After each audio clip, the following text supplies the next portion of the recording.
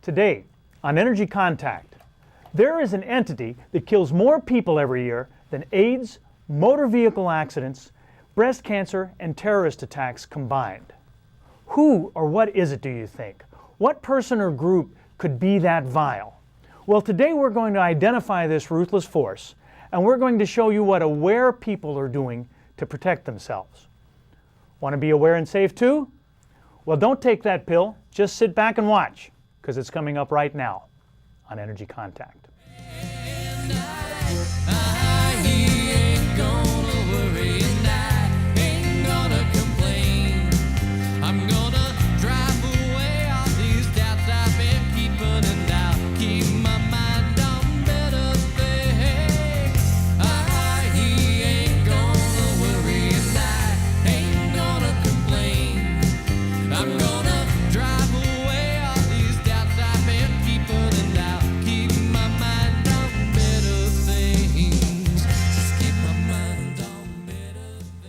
Hello and welcome to Energy Contact. My name is Joseph Willenbrink. Thank you for joining me today, and thank you to the production staff here in the studio for helping me get my message out. Energy Contact is a series that I'm presenting as a public service. It's about attaining perfect health, growth, self-improvement, happiness, and realizing your full potential. It's designed to present you a new way of looking at yourself and looking at the world around you. We're talking about things that have to do with making an energetic contact with yourself internally and with your environment. There's no difference between the body, the mind, the spirit, the emotion, the intellect, the ego. There's no difference between mass and energy. Goodness, we love to separate these things out, to dissect, to parse things apart from each other. But in fact, it's when we put things together that we attain that health and growth. It's when we make energetic contact between that unseen world and this physical one. We're presenting on this program a brand new paradigm that is thousands of years old. We're presenting extraordinary topics for ordinary people. And let's move right ahead with that, and let's put up our first slide. Everyone, please know that I am not a doctor, and I don't want to be one. This show is in no way a medical advice show. In fact, if you're looking for medical advice, you're in the wrong place. I might call myself an energy healer, a chakra healer. So might you if you come to me. But it's important to know state, federal, and local governments absolutely do not. There's important information on this slide. We're going to leave it up for a few more seconds here. And while it's up there, once you've got it down, if you would, please locate a pencil and paper. Here's why. At the end of this program, we're going to roll some credits. And on those credits, there's going to be contact information for me. I invite and encourage you to contact me. But in order to do that, you're going to need to get that contact information. In order to get it, you're going to need a pencil and paper. Now, there will be plenty of time to jot it down at the end of the show, if you've got a pencil and paper handy. So please locate that now. All right, let's come back up here. Today's show is show number 39. If you're tuning in for the first time today, thank you and welcome. I think you'll enjoy the show. These shows are sequential. They build, so we're talking about things today that we've presented and perhaps explained in previous shows. There's some ramp-up time, some up-to-speed time that you might have missed out on. However, I'm doing my very best to make these shows have great value on a standalone basis. So as they say, don't touch that dial. You'll get plenty out of this show. And if what you see piques your interest, I will invite and encourage you to look for previous shows. They'll be airing or re-airing here at subsequent times here on this channel, or perhaps in the different cable areas where your friends live. And if you'll look for them, I'll appreciate it. And now it's the part of the show where I introduce my co-host to you. We're going to bring Slim on camera here. Since we're investigating what it is that energy contacts in the physical self, we have to know a few things, don't we? Slim helps us with some of that. We want to understand energy, and this show is certainly about energy. Well, we'll talk a lot about that. But that energy out there somewhere does us no good whatsoever. We need to understand what that energy contacts, what it animates. Slim is here to help us with that. Remember, a body without energy is just a corpse. You can go to the funeral parlor and look at them all day long. And energy without a body might be a number of cool things, but none of them are human. All right, Let's move along. Previously on Energy Contact, we have been discussing the body intellect and the anatomy that it builds. We've seen how the same materials in our brain that give us thought, reason, recall, memory, intellect, ego, all those things that we have always thought are brain things, we have seen how they are in fact in every cell of our body. We have seen how that body intellect builds us, how thought builds anatomy. Over the past number of shows, we've been looking at our brain, our nervous system, and our mind. And we've seen that our mind is actually a part of our body, much different than our brain, which is fascinating because all we were ever taught in school is that our mind is a part of our brain, much different, much separate than our body. We've been looking at that, and then just recently, we've used that as a sort of a jumping off point. We're taking a break from the anatomical studies a little bit, and we've begun looking at our models and our paradigms themselves. How certain means of investigating help us reveal some things, and how they might obscure others. And all along, all through this process, we've been talking from time to time about that mysterious energy that those old Indian mystics called Kundalini energy. All right. So today, we're continuing on that. We're continuing to take a break from the science and the anatomy that the models build, and we're looking at the models themselves. We're studying, if you will, the way that we study. We want to understand how the mindset that got us on the track that we're on developed, how some of our good ideas came about, maybe how some of our bad ones did. We want to see what's right and wrong with our methodology so we can adjust it. And we want to see why we have sometimes so much trouble revising, have so much trouble moving on. I've been saying now for a while that our present paradigm is obsolete. But if so, how have science and medicine made such great strides using it? Remember, when this paradigm that we use today came into play, our life expectancy was about 40 years old or so.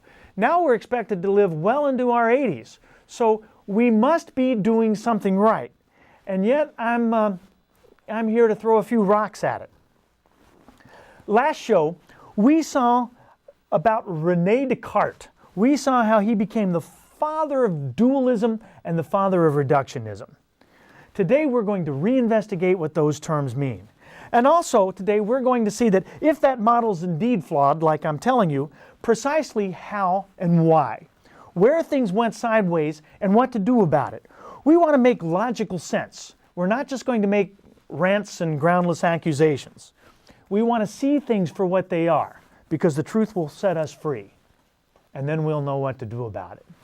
And then eventually, that will all bring us back to this whole concept of Kundalini energy. All right, much to do today. So get ready for that. But first, everybody, take a big deep breath and relax, because now is the part of our show where we visualize. We're going to take our journey, if you will, in your mind's eye. And today we're going visiting. Imagine that we're going to go visit some eccentric old folks we know. They might be my relatives, they might be yours, they might just be old pals. It doesn't matter. But right about the time we walk in, we see Pops coming down the stairs, and he's wearing bell bottoms and these plaid platform shoes and this wide collar shirt in some Peter Max print that's emblazoned upon it. And you can tell he thinks he's just as cool as he can be, but he really looks kind of dumb. About the time we adjust to that, we look around the corner, and here comes Grandma coming in. And she's wearing her prom dress from high school. And Grandma is no kid anymore. She's put on a few pounds over the last half a century or so, and those pounds have been redistributed as well. So she's bulging out of things here and there, and it is really not a pretty sight. So you say something to them. You're trying to be kind and you're trying to be polite, but you also want to let them know that they sort of look ridiculous. And so you start to explain to them in your best Marcus Welby voice that times pass by and that things that used to be appropriate are now passé. But to your dismay, they become defensive. You can tell that they think that they are just the coolest, freshest, hottest things going. And so you just smile and nod, and we move along. Hold that thought. We've been looking at models over the past few shows. We've been looking at the way we piece together information so that we can make new scientific discoveries. We've seen that science problems are solved and that experiments are conducted by constructing models and working with them. It's really the only means of problem solving that makes sense, if you really think about it. Let's bring up a slide. Every math and science student learns this following phrase: all models are wrong. Some models are useful. So the models that we build in order to conduct science are not supposed to be photorealistic. As long as the model works for us, we keep using it. The fact that the model we've been using over the past 400 years is wrong doesn't surprise us or concern us then. It's supposed to be. All right, let's come back up here. And while great accomplishments have been made using our current model, we're starting to see that in many ways it's no longer relevant. It's passé, perhaps even harmful. And so we've been talking about moving forward to an even older model. All right, let's take just a moment to review how we got here. Once upon a time, around the year 1600, there was this fellow named René Descartes. He became the first real scientist in history, perhaps, to gain the blessing, to be promoted by the political establishment of the day. But in order to pull that off, he had to make a pact. He had to make a compromise. A deal with the devil, you're thinking? Well, no, not exactly. Descartes wanted cadavers for dissection, but that was a sacrilege in the day. Why? Because this was at a time when the Catholic Church ruled everything. And according to the Catholic Church, according to the Bible, the self was sacred. It was one big whole thing. And it was at a time when the Catholic Church ruled everything. And the Church Inquisition was going around condemning people. And Descartes didn't want to be one of those people, like his immediate predecessors, Copernicus and Galileo were. Now, prior to Descartes' time, the Church considered the mind the same as the soul, just like we're saying on energy contact.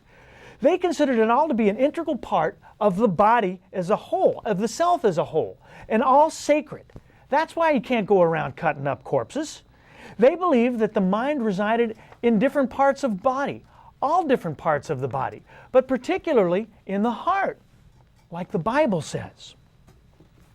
Well, Descartes' deal that he made was with the Pope. He and Pope Urban VIII, it was the Pope at the time, made a revolutionary pact. They decided to agree that the soul resides in the mind and that human disease resides in the body, and that those two things are very separate. And this was counterintuitive to everyone at the time, including them, and contrary, by the way, to what the Bible says. So, by this agreement, Descartes became the father of a couple of things. He became the father of dualism and the father of reductionism. Now, reductionism, which we still use today as a method, is basically the belief that to solve problems here in the big world, you solve them under a microscope and then you just increase the magnitude. In other words, you solve by abstracting, by separating, by pulling out a little and seeing what happens in a vacuum. Dualism is the belief in inherent separation. It is the concept that the mind is separate from the body, that these are two distinct, fundamentally separate and irreconcilable entities. We can think of reductionism as the opposite of holism, as in holistic medicine, and we can think of dualism as the opposite of monism. Now remember, to make energy contact, you have to be both a holist and a monist. But Descartes, he figured out a way for Western scientists to make fantastic advancements. In his day, he paved the way to advancement.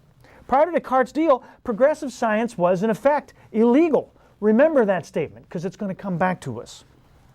All of Descartes' work brought medicine from the world of witch doctors, casting out foul spirits and the like, to something that resembles science. It's not science, by the way. It's just a model of it. Hold that thought, too.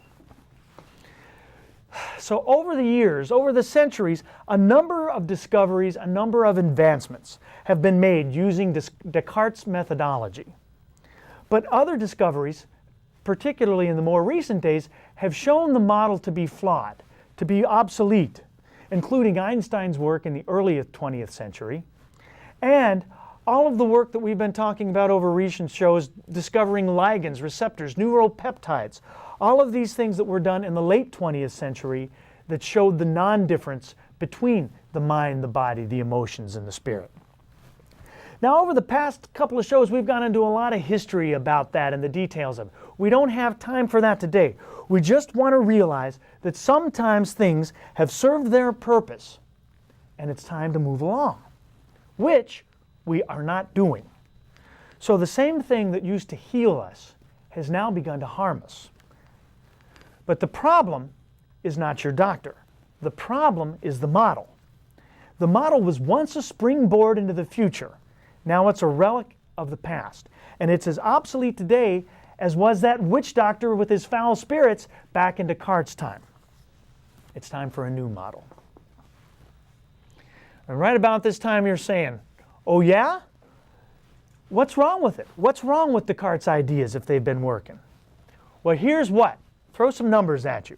According to a National Academy of Sciences Institute of Medicine report, upwards of 100,000 deaths per year occur as a result of medical errors. That's more than the number of deaths from motor vehicle accidents, breast cancer, and AIDS combined. And hey, throw in terrorism and natural disasters. Throw in Hurricane Katrina. It's still more. We're all walking around naked through airport metal detectors, or half naked anyway, and we're ripping off a little pointy thing from our fingernail clippers just so we can get on an airplane, when the odds are about 50,000 times greater that medical science will be what kills you. Think about that. Here's some more statistics. 10 to 28% of the fatal medical errors we're talking about were prescription related. Many of those due to drug interactions.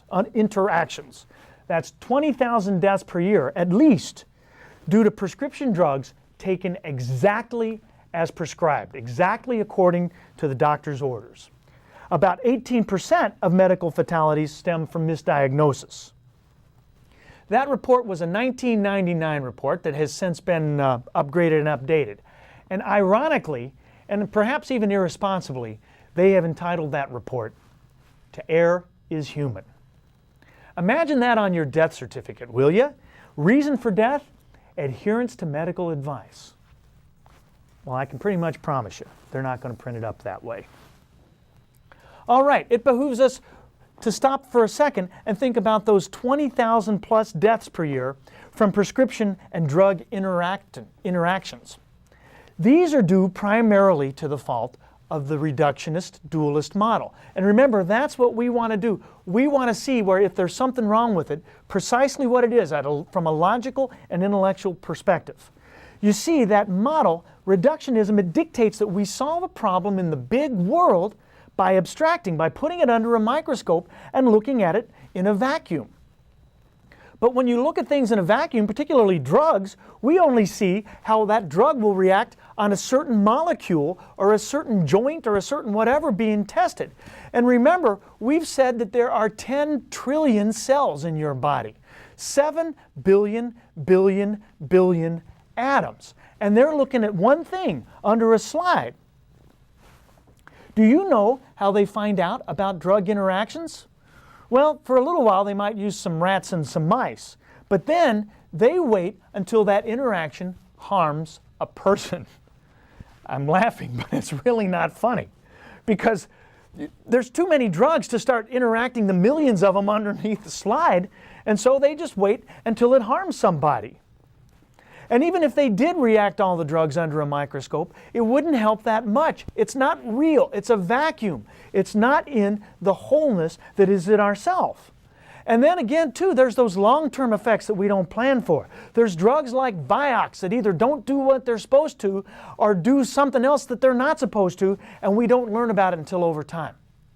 And those things happen all the time. The way we look at this, makes about as much sense as mapping a minefield by running around stomping your foot. It's not very sensible. It's not very bright. The model is flawed. And this study, let's go back to this study, To Err is Human. It's an in-house study, by the way. It's a report on the industry by the industry. Let's think about that for a second. Back in the 50s and the 60s, the tobacco industry authored a lot of studies on the health effects of smoking, and you know what they found? That's perfectly healthy. It's a good activity. And you know what? If you've ever looked at a fast food company report on the nutrition value of their food, sometimes they print little reports on their placemats. And you know what their reports say? They say it's perfectly nutritious. It's great for you. Eat here 3 times a day. Why do those things say that? Because they're in-house studies. Well, this study on the medical industry is an in-house study. Now compare and contrast what that study has to do with alternative things. If someone goes to an alternative practitioner and has so much as a sniffle or a dizzy spell the next day, that practitioner could very likely be in some very big trouble. So if you have an alternative practitioner you like, go find him, give him a big hug, because he or she is putting their liberty on the line in very real ways every day to help you. Their practice is fundamentally at odds with a huge and ruthless monopoly. And every year, in every town in the U.S., 2 or 3 of them get locked up for something trivial. But meanwhile, when the medical pharmaceutical industry kills somebody, they say, to err is human. Think about that. All right, is your doctor evil? Of course not. He or she is caught in the same flawed model that you are. They went to med school because they desired to help people. Now they've got the FDA hiding out over here, and the AMA sneaking around over there, and there's some lawyers behind the sofa, outside under the windows. Your doctor is a bright person, so maybe he or she sees something about an alternative practice and alternative therapy that they like. But they better watch out. You know why? Because if they recommend it, trouble ensues. Every year or so, you'll see a news story about a medical doctor being raided by the FDA and arrested. Well, that's what that's about. They're confidential client records, things that you told them in confidence. Now the FDA's got it, and it's public record. There's very little upside if your doctor decides they want to be a hero and fight the system. And the downside is huge. So they're sort of stuck. They're stuck like you are. Again, the problem is the model. It has served us well, but just like prom dresses and bell bottoms, it's time to move along. And so now you're saying, all right, Joseph, you got me convinced. Why don't we just change it? Why don't we just throw it out? Well, because politics and marketing are deeply invested in the old model. And why is that? Well, you guessed that one, because that's where the money is. Let me throw some more numbers at you. The healthcare industry in the United States, it's the U.S.'s largest enterprise, accounting for more than $1.6 trillion in sales of goods and services every year.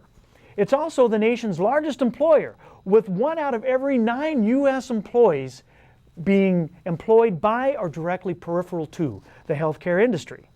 It's growing at a rate of 5 to 10% per year, which an economist will tell you is huge for what they call a mature industry. But growing profits come from higher prices. They've got to grow the pie, and this is precisely why employers can't afford to pay your health insurance anymore. The prices are going up. It's growing, so medical compassion has given way to medical capitalism. More numbers. Over-the-counter drugs account for roughly $35 billion in spending every year in the U.S., and prescription drugs are over $100 billion. And they're recently growing wildly because now they can advertise on television. So people are telling you in your home, go tell your doctor to prescribe this or that for you. It's a per capita spending rate of $350 per person per year in the United States, and it's growing.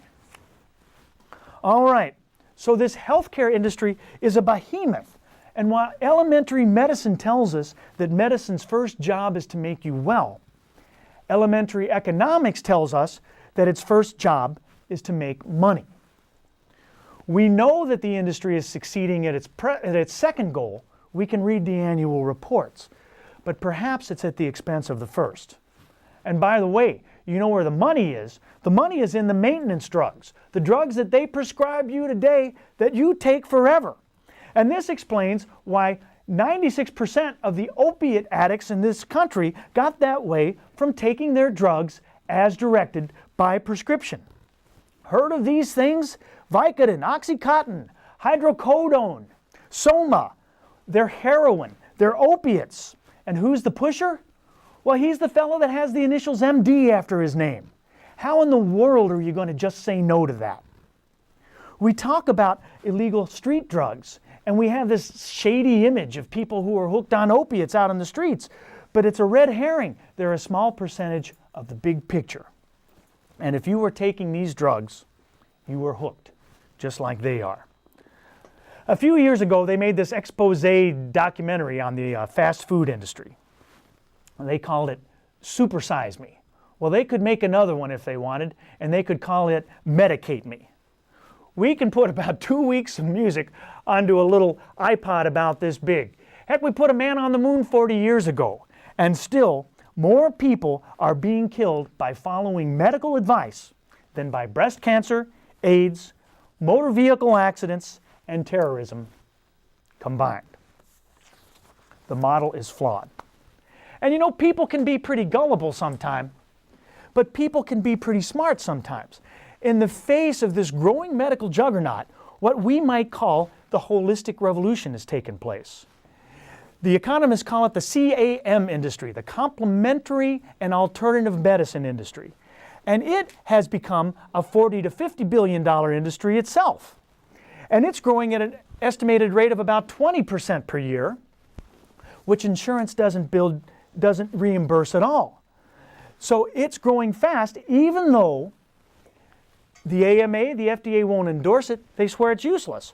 The reason that people are seeking out alternative practitioners like myself, even though insurance won't pay for it, and the holistic supplements, the herbs and such, are being sold in the mainstream drugstores, even though the establishment swears they're useless, is because we're learning about it on our own in the face of the suppression. If you've ever been to the healthy food stores and seen the ads, you see they can't advertise the benefits of their own products. And so just like a cheap mystery novel, people are learning about it in the back alleys and places like that. But they're learning and it's growing up. We'll talk about that more next time. But remember, right now, we want to look at our model, we want to revise it and see where it's taking us and change it. I wish you peace and positive energy and a healthy life in Energy Contact. Keep my mind on better